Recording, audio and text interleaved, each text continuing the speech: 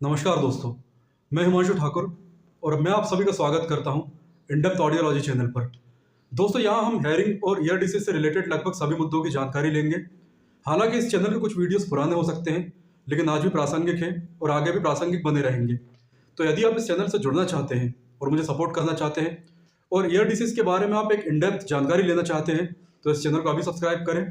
और video start करने से पहले आप सभी अपनी स्क्रीन के अपर साइड पर दिख रहे सीसी बटन को ऑन कर लीजिए, ताकि सबटाइटल्स ऑन हो जाए और आपको मेरी आवाज़ सुनने में परेशानी ना हो। तो चलिए हम आज का वीडियो स्टार्ट करते हैं और इसके बाद हम इस पर डिस्कस करेंगे। का स्वागत है। आज हम कानों में सीटी या रिंगिंग की समस्या यानी टिनिटस की एक स्पेशल टाइप यानी पल्सेटिंग टिनिटस के बारे में बात करने वाले हैं।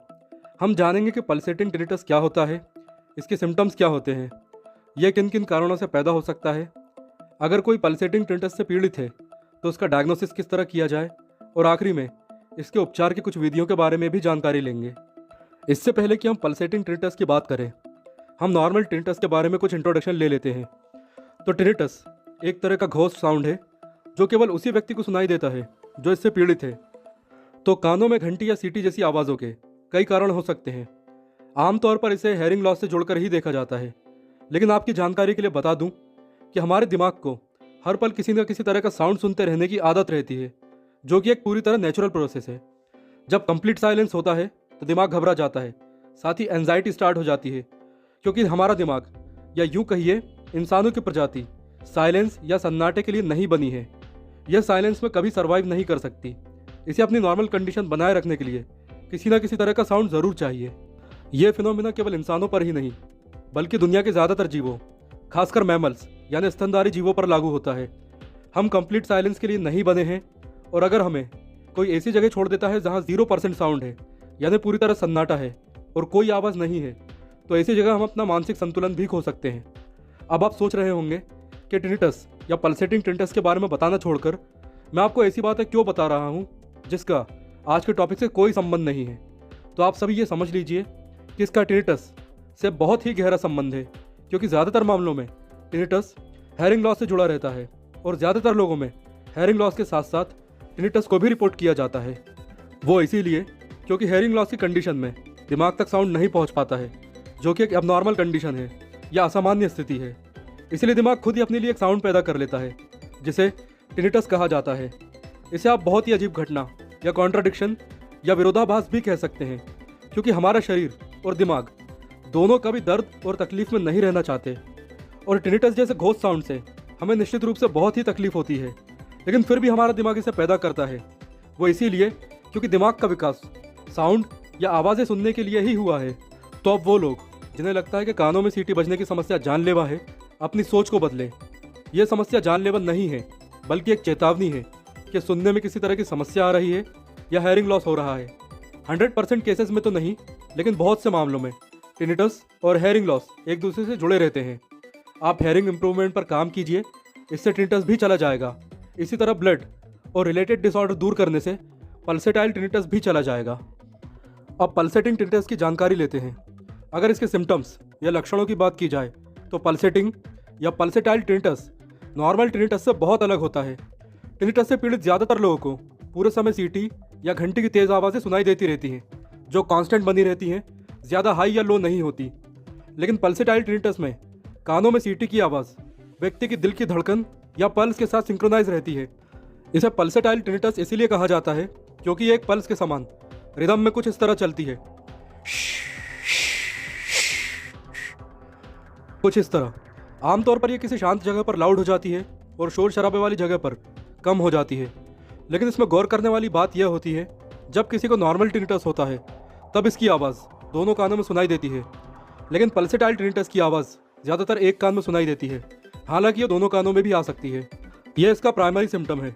अब अगर किसी को पता करना है कि उसे नॉर्मल टिनिटस की समस्या है या पल्सेटाइल की, तो सबसे पहले उसे अपनी गर्दन पर 2 उंगलियां रखकर अपनी पल्स को ढूंढना होगा। इसके लिए आप इस इमेज को देखें। अपनी मिडिल और इंडेक्स फिंगर को एडम्स एप्पल के बगल में खाली जगह पर रखकर धीरे से दबाएं। आपको कार्डियो आर्टरी की पल्स महसूस होगी, और जब आप इसे दबाएंगे तो आपको इसकी रिदम भी महसूस होगी, और रिदम के साथ टिनिटस के साउंड में उतार चढ़ाव भी महसूस होगा। इसके अलावा आप कलाई की पल्स से भी टिनिटस की रिदम को महसूस कर सकते हैं। जब दिल तेजी से धड़कता है या पल्स तेज होती है, तो पल्सेटाइल टिनिटस का साउंड तेज हो जाता है और जब हम आराम करते हैं तो इसका साउंड भी कम हो जाता है। यही नॉर्मल और पल्सेटाइल टिनिटस के बीच एक क्लासिकल डिफरेंस है। इसके बाद इसके कारणों का पता करते हैं। तो हम सब जानते हैं कि हेयरिंग लॉस हर तरह के टिनिटस का कारण होता है। इसके अलावा इंजरी, इन्फेक्शन, कान के पर्दे में किसी तरह का डैमेज या फिर बहुत अधिक स्ट्रेस या तनाव भी कानों में सीटी जैसी आवाज़ें पैदा करते हैं। पल्सेटाइल टिनिटस इनके कारण भी हो सकता है, लेकिन इससे जो बात खास बनाती है और कई मायनों में खतरनाक बनाती है वो ये है कि लगभग 70% मामलों में ये कान, सिर और गर्दन के एरिया में ब्लड फ्लो से जुड़ा हुआ रहता है। देखिए, इसका मतलब ये बिल्कुल नहीं है कि पल्सेटाइल टिनिटस से कोई जानलेवा स्थिति पैदा हो रही है, लेकिन एक खास बात ज़रूर है कि ये भविष्य में किसी बड़ी बीमारी, खासकर कार्डियोवैस्कुलर डिसीज, ब्लड सर्कुलेशन में ऑब्स्ट्रक्शन या नसों में बिनाइन ट्यूमर के खतरे की तरफ इशारा करता है। इसलिए इसकी अच्छी बात यह भी है कि 70% लोगों में इसका इलाज इन कारणों को दूर करके किया जा सकता है। तो अब हम इसके कुछ ऐसे कारणों की जानकारी ले लेते हैं जो फ्यूचर में लाइफ थ्रेटनिंग हो सकते हैं। तो पहला लेकिन रेयर कारण वेनस स्टेनोसिस हो सकता है। इसे सरल भाषा में समझा जाए तो दिमाग से आने वाली कुछ नसें या तो संकरी हो जाती हैं या उनमें प्लाक जम जाता है। इसके कारण वेनस ब्लड फ्लो में रुकावट आती है, जिससे पल्सेटिंग टिनिटस पैदा होता है। हालांकि ये कंडीशन रेयर है, लेकिन फिर भी इसकी संभावना बनी रहती है। ज़्यादातर डॉक्टर टिनिटस या पल्सेटाइल टिनिटस को गंभीरता से न लेकर रोगी को कुछ रिलैक्सेंट दवाएं दे देते हैं और इसके बाद घर भेज देते हैं। ऐसा करना पूरी तरह गलत है, क्योंकि इससे रोगी की क्वालिटी ऑफ लाइफ खराब हो जाती है। इसके बाद पल्सेटाइल टिनिटस का दूसरा कारण है ब्लड स्ट्रक्चर, खासकर रेड ब्लड सेल्स में कमी होना, एनीमिया होना या सिकल सेल एनीमिया होना। सिकल सेल एनीमिया पर हम पहले ही बात कर चुके हैं और आप डिस्क्रिप्शन बॉक्स में लिंक के द्वारा उस वीडियो को देख सकते हैं। आरबीसी काउंट कम होने या सिकल सेल डिसीज़ में आरबीसी का आकार बदलने के कारण इनकी ऑक्सीजन कैरी करने की क्षमता कम हो जाती है, जिसके कारण कानों तक या वेस्टिबोकोक्लियर ऑर्गन तक भी ऑक्सीजन कम पहुंचती है और पल्सेटाइल टिनिटस महसूस हो सकता है। इसके अलावा तीसरा कारण नेक या हेड इंजरी हो सकता है। इसमें गर्दन की मसल्स में चोट लगती है, कभी कभी वेगस नर्व दब जाती है, जिसके कारण ब्लड फ्लो में रुकावट आती है और पल्सेटिंग टिनिटस भी पैदा हो सकता है। चौथा कारण है सर्वाइकल पेन। अगर किसी को गर्दन से लेकर कंधों तक हमेशा दर्द बना रहता है और सर्वाइकल पेन की शिकायत रहती है, तो भी व्यक्ति को पल्सेटिंग टिनिटस महसूस हो सकता है।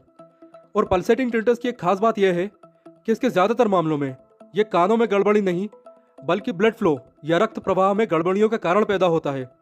इसलिए नॉर्मल टिनिटस की बजाय पल्सेटिंग टिनिटस के ठीक होने की संभावना अधिक रहती है। इसके अलावा इसके कई दूसरे कारण भी हो सकते हैं, लेकिन वो उतने गंभीर नहीं हैं। तो कारणों के बाद अब डायग्नोसिस की बारी आती है। तो देखिए, ज़्यादातर डॉक्टर इस मामले को गंभीरता से नहीं लेते, इसलिए आपको ही अपनी कंडीशन के बारे में एजुकेट होना ही पड़ेगा और उन सभी संभावनाओं का पता लगाना होगा जो फ्यूचर में लाइफ थ्रेटनिंग हो सकती हैं। तो अगर आपको पल्सेटिंग टिनिटस महसूस हो रहा है तो सबसे पहले ईएनटी डॉक्टर से मिले, उसे सब कुछ और अपनी सारी कंडीशन के बारे में जानकारी दें। डॉक्टर आपसे जो भी टेस्ट करवाने के लिए कहता है वो सभी ज़रूर करवाएं, लेकिन इसके साथ ही अपने डॉक्टर से 3 टेस्ट के बारे में ज़रूर बात करें जो बहुत ही ज़रूरी हैं। इनमें से पहला है एमआरआई स्कैन, और एमआरआई में भी एमआरवी स्कैन यानी मैग्नेटिक रेजोनेंस वेनोग्राफी। इससे पता चल जाएगा कि वेन में कहीं कोई प्लाक तो नहीं जमा, कोई फैट लंप तो नहीं है, या फिर कोई सिस्ट तो नहीं बनी, या फिर यह कहीं सक्रिय तो नहीं है। यानी वेन की नॉर्मल कंडीशन इससे देखी जा सकती है। इससे फ़ायदा यह होगा कि एक बार एमआरवी करवाने के बाद आप पूरी तरह निश्चिंत हो जाएंगे। और मान लीजिए कि यदि कोई प्लाक या लंप भी निकल आता है जिसके कारण वेन के ब्लड फ्लो में रुकावट आ रही है, तो उसे दवाइयों से या स्टेंट जैसी छोटी सी डिवाइस लगाकर ठीक किया जा सकता है। वैसे ये कंडीशन बहुत ही रेयर होती है। दूसरा टेस्ट जो आपको करवाना है वो है ब्लड टेस्ट। इसमें पैथोलॉजिस्ट ब्लड सेल काउंट देखेगा, खासकर रेड ब्लड सेल काउंट, ताकि अगर किसी को एनीमिया या ब्लड की कोई दूसरी बीमारी है तो उसका पता लगाया जा सके और दवाइयों के साथ साथ अच्छी डाइट लेकर ब्लड से रिलेटेड प्रॉब्लम को दूर किया जा सके। तीसरा टेस्ट है ऑडियोग्राम। पल्सेटिंग टिनिटस से पीड़ित लोगों को ऑडियोग्राम ज़रूर करवाना चाहिए, ताकि यदि कॉक्लिया या मिडिल ईयर में किसी इन्फेक्शन या इंजरी से यह पैदा हो रहा है तो उसका पता लगाया जा सके और बाद में उस पर काम किया जा सके। पल्सेटिंग टिनिटस से पीड़ित व्यक्तियों को ये तीनों टेस्ट ज़रूर करवाना चाहिए, ताकि भविष्य में किसी बड़ी परेशानी से बचा जा सके। और आपको एक बात बता दूं कि इस वीडियो का उद्देश्य लोगों को डराना नहीं, बल्कि एजुकेट करना है, ताकि सही समय पर सही कदम उठाकर एक सामान्य जीवन जिया जा सके। अब डायग्नोसिस के बाद हम इस बीमारी की ट्रीटमेंट मेथड्स के बारे में जानकारी लेते हैं। देखिए, सबसे पहली विधि है वेनस स्टेंटिंग। जिस तरह हार्ट की ब्लॉकेज को रोकने के लिए स्टेंट लगाया जाता है, ठीक उसी तरह कानों की ओर जाने वाली नसों में यदि कोई ब्लॉकेज है तो उसे दूर करने के लिए भी स्टेंट लगाया जा सकता है। लेकिन क्योंकि अभी ये टेक्निक बिल्कुल नई है, इसलिए ज़्यादातर डॉक्टर इसे रिकमेंड नहीं करते। हालांकि कुछ डॉक्टर जो काफ़ी एक्सपीरियंस्ड हैं और ईयर डिसीज़ की फील्ड में काफ़ी सालों से काम कर रहे हैं, वह इस ट्रीटमेंट को ठीक तरह से परफॉर्म कर सकते हैं। दूसरी विधि बहुत ही सरल है।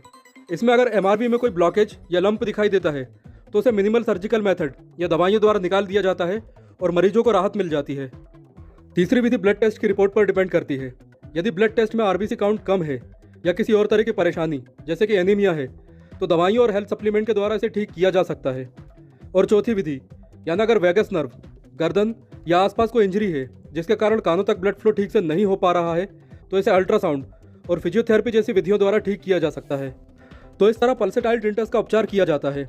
अब वो लोग जिन्हें पल्सेटाइल टिनिटस है सोच रहे होंगे कि अभी हमें क्या करना चाहिए, तो मैं उनसे यही कहना चाहूँगा कि अभी आप लोग केवल 3 काम करें। पहला, एमआरआई स्कैन या एमआरवी स्कैन, दूसरा ब्लड टेस्ट और तीसरा ऑडियोग्राम। इन तीनों ही टेस्ट में ये कंफर्म हो जाएगा कि भविष्य में कोई बड़ी समस्या तो नहीं आने वाली, और यदि ऐसा है तो इन तीनों टेस्ट में पता चल ही जाएगा और इसके अनुसार आप अपना स्वास्थ्य बेहतर करने के लिए अभी से कदम उठा सकते हैं। दोस्तों, ये जानकारी आपको कैसे लगी या आपका कोई सवाल है तो आप कमेंट ज़रूर करें। और यदि आप मुझे इंस्टाग्राम पर फॉलो करना चाहते हैं तो इंस्टाग्राम आईडी इस वीडियो के डिस्क्रिप्शन बॉक्स में है। And again, thanks for watching this video.